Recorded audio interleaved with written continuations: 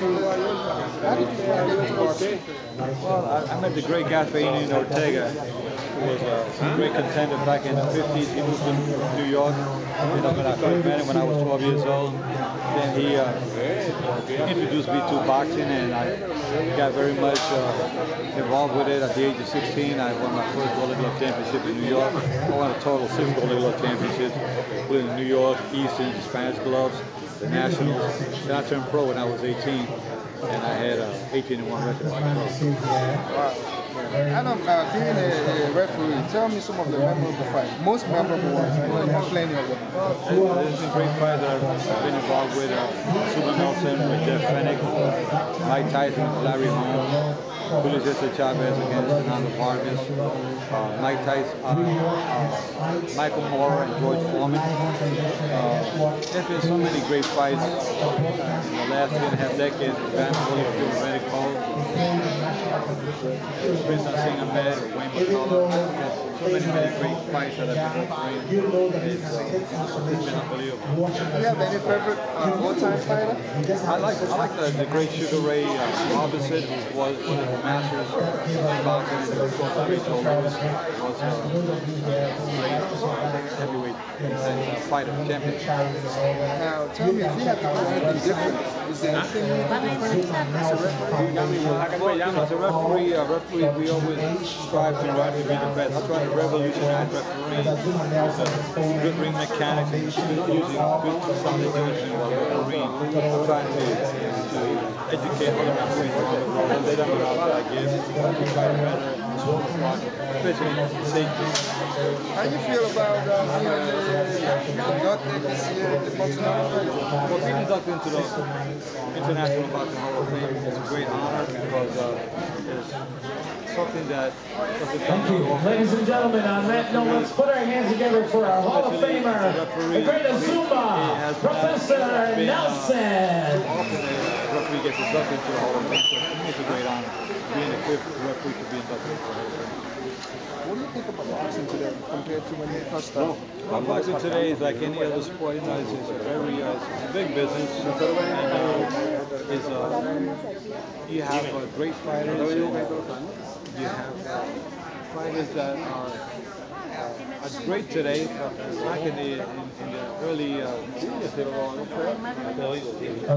of boxing, they were more. I think they were more dedicated. They were more hungry. They were looking to become champions because they found out a way to really make it in life. But I think the fighters back in the old days were a little bit more dedicated.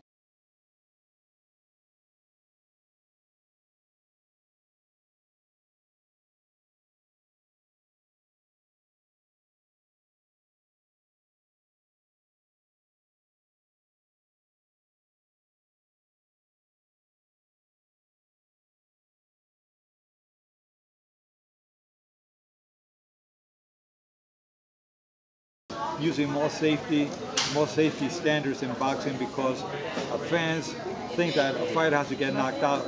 They want to see that, and I'm against a fighter taking unnecessary punishment. I think a fighter should try to do the best he can, but stay in good shape. Fatigue doesn't set in, and that's where they get in trouble. They start taking too much punishment. So, but safety is first. I think the referees should be more on the lookout for a fighter when he's taking too much punishment, be prepared to stop a little sooner. I stop fights a lot sooner today than I did 30 years ago because of safety measures. The way I have learned and been educated by doctors when to stop a fight. What do you want to tell your fans out there around the world? Well, I tell the fans around the world that without them, fighters and the officials are really nobody. The fans are the ones that make us where we are today.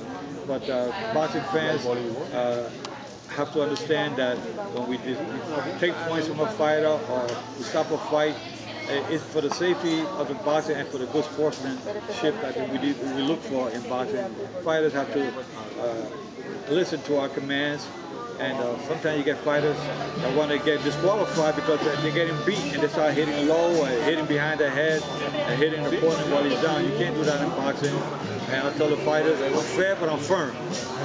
Do you think that MMA is taking over boxing? No. It's a new sport. You have a new breed of fans of mixed martial arts, but I think it's good for boxing because I think it will generate more fans to boxing.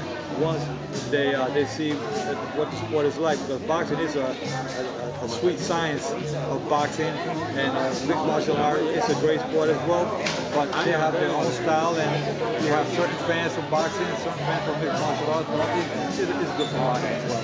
Thank you so much, Joe. Thank you. Everybody's talking. And these new punches, good folks got in. And then when I got in, a brother was like this. Getting his hands up here.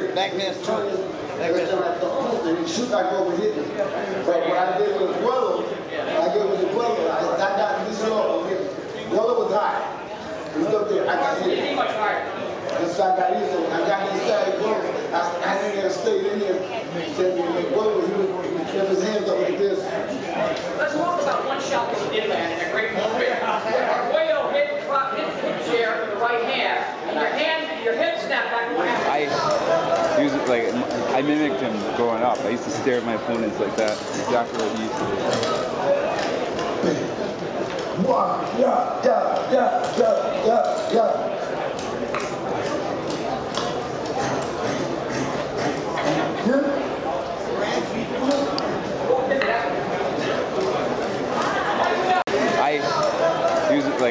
I mimicked him growing up. I used to stare at my opponents like that. Exactly what he used to do. You were such a great body puncher. You did a great job of defensively. Nobody got to your body. Right. You know, I had pretty good defense. I got hit a lot, but they went on stuff off my gloves. There's no punches that catch up. I would come off my arms and stuff. So I'm getting hit a lot of comedy marks, a lot of landing. They're all landing flush, landing on my gloves and on my arms. Like Gaddy, you put one punch, I didn't hit the lower belt.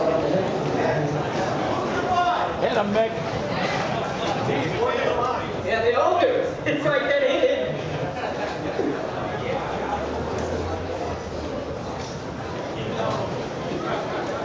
You're cutting off the wing, you're not supposed to. Oh.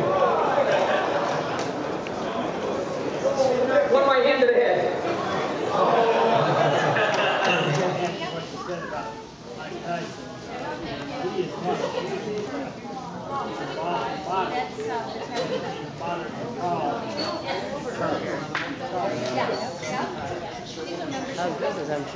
Yes, and that's true. Not only did he call Nick Charles, but he went over and visited him.